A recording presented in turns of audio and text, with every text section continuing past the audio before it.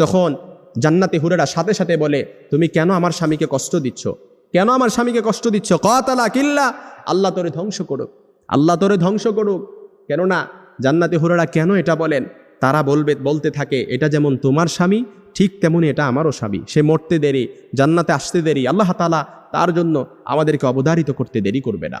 এই জন্য যারা স্বামী পাইছেন, আপনি একটা জান্নাতের টুকরা, হীরার টুকরা পাইছেন, এটার কদর করেন। কারণ আপনার জান্নাত আপনার স্বামীর পায়ের নিচে, আপনার জান্নাত আপনার ঘরে। স্বামী যদি সন্তুষ্ট থাকে আপনি জান্নাতে যেতে পারবেন, আর স্বামী অসন্তুষ্ট আপনি কখনো জান্নাতে যেতে পারবেন না। সব আমল ইবাদত সব কিছু আপনার প্রশ্নবিদ্ধ হয়ে যাবে। এই জন্য সব সময় স্বামীকে সন্তুষ্ট রাখতে হবে।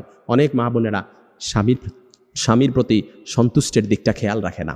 না, অবশ্যই আপনাকে এই দিকটা খেয়াল রাখতে হবে। কারণ যে স্ত্রীর প্রতি তার স্বামী অসন্তুষ্ট থাকে, কিয়ামতের ময়দানে ওই নারীর দিকে আল্লাহ তাআলা ফিরেও তাকাবে না, তাকে পরিশুদ্ধও করবে না, রহমতের নজর দিয়ে তার দিকে